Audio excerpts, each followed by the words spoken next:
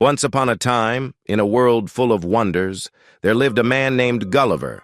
He was not a king, not a knight, not even a wizard. He was a traveler. Gulliver had a kind heart, a curious mind, and a love for the sea. Ever since he was a boy, he dreamed of sailing across the wide ocean to discover magical lands. One bright morning, with the sun shining high in the sky, Gulliver set out on a grand voyage. The ship was tall and proud, with white sails that flapped like giant bird wings in the wind. Sails flapping, waves crashing. Gulliver waved goodbye to the shore and felt the salty breeze on his face. Days turned into nights, and nights into days. Gulliver stood on deck, watching dolphins leap from the water. Splash, and he listened to the gentle song of the sea. He shared stories with sailors, sang songs by lantern light, and dreamed of new worlds waiting just beyond the horizon.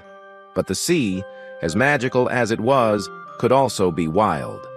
One night, when the moon was hidden by dark clouds, the wind began to howl. Wind howling. The waves rose higher and higher, crashing against the ship, thunder rumbling. The sailors shouted and pulled at the ropes, but the storm grew stronger and stronger. Gulliver held tight to the mast as the ship rocked and swayed like a toy boat. Rain poured down in sheets, rain pouring, and lightning flashed across the sky. Then, with a mighty crack, the ship split apart, wood creaking and breaking. The sailors were swept away, and Gulliver was thrown into the roaring sea. He kicked and paddled, trying to keep his head above the water. The waves tossed him this way and that. His arms grew tired, but Gulliver did not give up. At last, when the storm calmed and the sun began to rise, he felt soft sand beneath his hands. He had reached land. When Gulliver opened his eyes, he saw a wide blue sky and felt the warmth of the sun on his face. The beach stretched out around him, quiet and peaceful. Soft waves. He tried to sit up, but something was wrong. His arms would not move. His legs felt heavy. He looked down and gasped. Thin ropes tied him to the ground. His arms, his legs, even his hair were pinned down with tiny strings. Gulliver blinked in confusion. Who could have tied him like this? He tugged a little, and the ropes creaked, but they held tight. Then he felt a tickle on his arm. He turned his head and saw the tiniest person he had ever imagined. No bigger than his thumb, the little man wore a bright red coat and a pointed hat. And he was not alone. Dozens of tiny people were marching across Gulliver's chest, tiny footsteps pattering. "Look at the giant!" squeaked one in a voice like a bell. "He's awake!" cried another. "Don't let him escape!" shouted a third. Gulliver's eyes widened in wonder. He had never seen such tiny people before. "Please," he said gently, "I won't hurt you." His voice boomed like thunder to their little ears, and they covered them with their hands. The tiny people, who called themselves Lilliputians, were frightened at first, but they saw the kindness in Gulliver's eyes. Slowly, they untied his ropes. He sat up carefully, and the ground trembled under his weight. The little people squealed and held on to each other. Then, seeing that Gulliver was gentle, they began to smile. The Lilliputians took Gulliver to their village. To Gulliver, it looked like a doll's town. The houses were no taller than his knees, the cows were the size of kittens, and the horses were as small as mice. Soft laughter. Gulliver knelt down to look more closely. The little people waved up at him with squeaky voices. Soon, Gulliver became their friend. He helped them in many ways. When they needed water, Gulliver scooped it up in his big hands and poured it gently into their wells. Water pouring. When a wall broke, Gulliver lifted stones as easily as pebbles and set them in place. The children adored him. They climbed onto his shoes, slid down his arms, and giggled as he carried them on his shoulders. Children giggling. But one day, trouble came to the tiny land. A great fire broke out in the Lilliputian palace. Flames leapt into the sky, fire crackling. The little people ran in panic. Their buckets were no bigger than teacups, far too small to fight the blaze. The fire grew hotter and brighter. Gulliver knew he had to act quickly. He rushed to the sea, scooped up water, and poured it over the flames. Splashing water, again and again he brought more water, until at last the fire hissed and went out. The palace was saved. The Lilliputians cheered and danced around him. "Hooray for Gulliver! Hooray for our giant friend!" Even the king of Lilliput, dressed in a golden robe no bigger than a handkerchief, came to thank him. "You have saved us, noble Gulliver," he said in his tiny voice. Gulliver bowed politely, though he nearly laughed at the squeaky sound. From that day on, the people of Lilliput trusted Gulliver completely. They held a grand feast in his honor. Gulliver sat in the field, while hundreds of tiny tables were lined up in front of him. The little people brought crumb-sized cakes, thimble cups of milk, and roasted birds no bigger than sparrows. Happy chatter. Gulliver carefully picked up each tiny dish with his fingers and tasted them one by one. After the feast, the children sang songs, and the musicians played tiny flutes and drums. Flutes playing.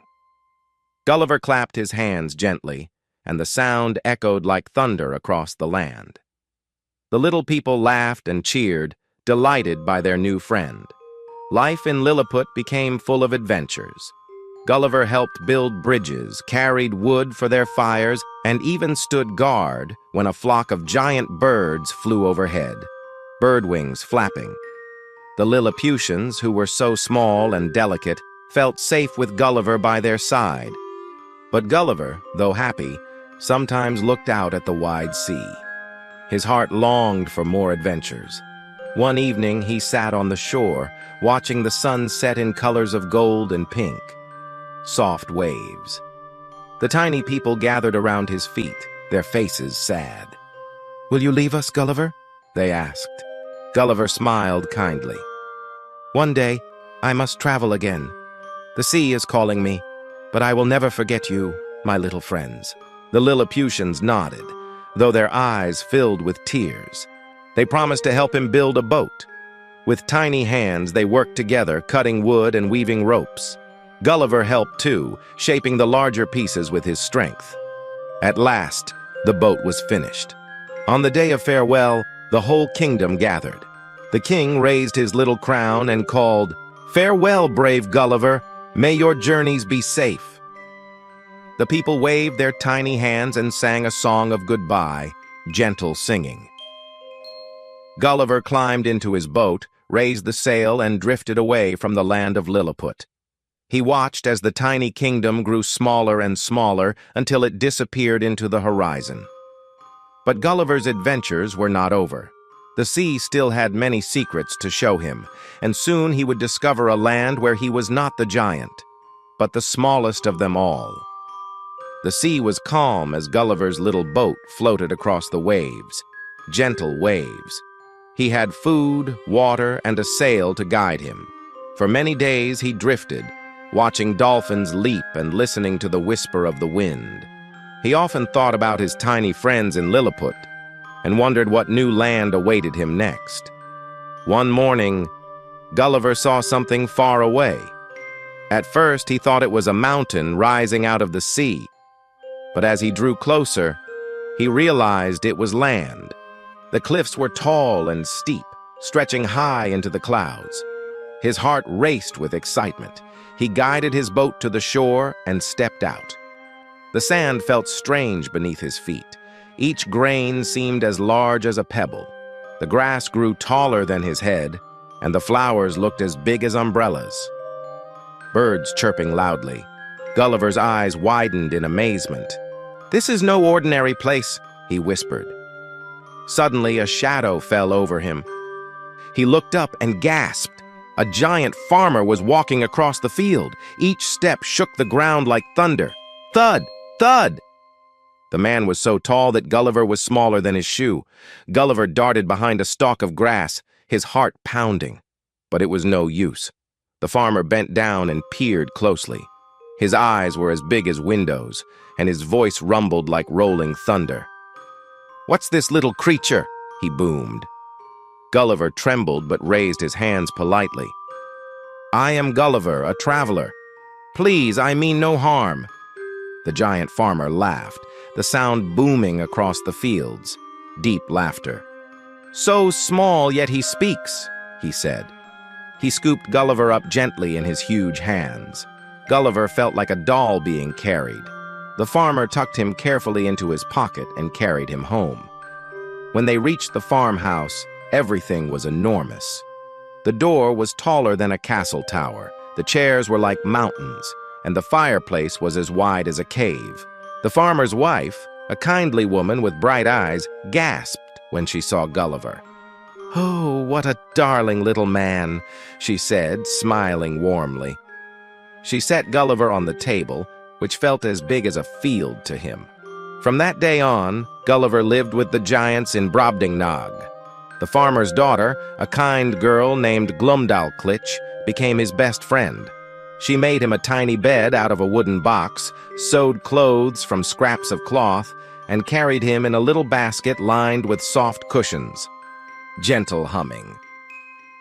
Gulliver was grateful, for the world of giants was a dangerous place for someone so small. Everyday life was full of surprises. At mealtimes, the giants' plates were as wide as ponds. Gulliver needed only a crumb of bread to fill his stomach. A single drop of milk from a giant cow was like a whole cup to him. He laughed at how silly it felt to drink from a spoon the size of a boat. But sometimes, life among the giants was a little frightening. The farmer's cat prowled across the floor, its eyes gleaming like moons. Cat, meowing. To Gulliver, the cat looked like a lion, and its purr sounded like thunder. He quickly climbed into Glumdalclitch's basket to hide. The birds in Brobdingnag were also enormous.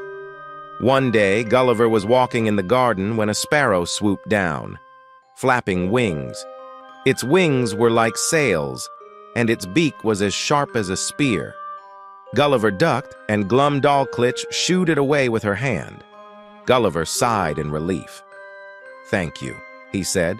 "Here, even the smallest things are giants to me." Despite the dangers, Gulliver's days were filled with wonder. He rode on Glumdalclitch's shoulder and watched the giants work in the fields, plowing the earth with tools bigger than houses. He listened to their music, played on harps as tall as towers. Harp strings. He even learned a few words of their booming language. One day, the farmer decided to take Gulliver to the king's palace. The king and queen of Brobdingnag had heard about the tiny traveler and wished to see him. Gulliver was placed in a small box with glass windows like a little house and carried to the grand castle. The palace was beyond imagination. The doors were as tall as mountains. The walls sparkled with jewels larger than Gulliver's head. And the throne room was so vast, it felt like standing in the sky. Gulliver was set before the king and queen, who leaned down to study him. "How curious," said the queen, her voice gentle but echoing like thunder. "A man so small, yet so clever." The king chuckled, stroking his beard. "We must hear his stories." So Gulliver bowed politely and told them about his travels. He spoke of the storm that wrecked his ship, of the tiny kingdom of Lilliput, and of the little people who had become his friends. The giants listened with wide eyes, amazed that such tiny creatures could exist. The queen was delighted by Gulliver's manners and kindness. She asked him to stay in the palace as her special guest. Glumdalclitch came too, to care for him. Life in the palace was grand, but still full of funny challenges. At feasts, the queen's silver spoons were bigger than Gulliver's whole body. The queen ordered tiny dishes to be made just for him. Little plates, little cups, and even a chair carved to fit his size. The cooks baked him a pie no bigger than his hand, while the giants ate pies the size of tables. Sometimes the palace courtiers teased Gulliver. They laughed at how small his footsteps were, or how his voice sounded like a flute compared to their booming tones. Laughter. But Gulliver did not mind. He remembered how he had once been a giant in Lilliput. Now he was the small one. He learned that size did not matter. It was kindness that counted. One day, a great festival was held in the palace gardens. Musicians played trumpets so loud they made the ground shake. Dancers twirled in gowns that fluttered like giant flags. Gulliver rode in a small carriage pulled by a mouse dressed with golden ribbons. Cheering crowd. Everyone clapped and laughed at the sight of the tiny traveler joining their grand celebration. But Gulliver knew he could not stay in Brobdingnag forever. As much as he loved Glumdalclitch and the kind queen, his heart still longed for the sea. He dreamed of sailing home, of seeing his own people once again. One morning, as he walked along the seashore with Glumdalclitch, Gulliver saw something amazing. On the sand lay an empty box, as large as a cupboard but small enough for the giants to ignore. To Gulliver, it was perfect, just the right size for a little boat. With Glumdalclitch's help, he climbed inside and made himself comfortable. Suddenly, a great wave lifted the box and carried it out to sea. Waves crashing. Gulliver called out to Glumdalclitch, who waved from the shore, her eyes full of tears. "Goodbye, dear friend," she cried. Gulliver waved back. "Thank you for everything." The box floated for days, rocking gently on the waves. Gulliver had food and water with him, but he wondered if he would ever reach land. Then, one bright morning, he heard voices. Sailors! A real ship had spotted his box. With ropes and hooks, they lifted him aboard. Ropes creaking. The sailors stared in astonishment as Gulliver stepped out. To them, he was just a normal man. Gulliver laughed with relief. After so much time being a giant and then a tiny man, it felt good to be himself again. The ship carried him safely home. When Gulliver stepped onto the shore, he looked up at the sky and whispered, "What adventures the world holds." He thought of the tiny Lilliputians, the kind giants of Brobdingnag, and the friends he had made. And so, Gulliver's travels taught him something magical, that no matter how big or small we are, we all have hearts that can show courage and kindness. If you like this story, don't forget to join us for more magical tales every week.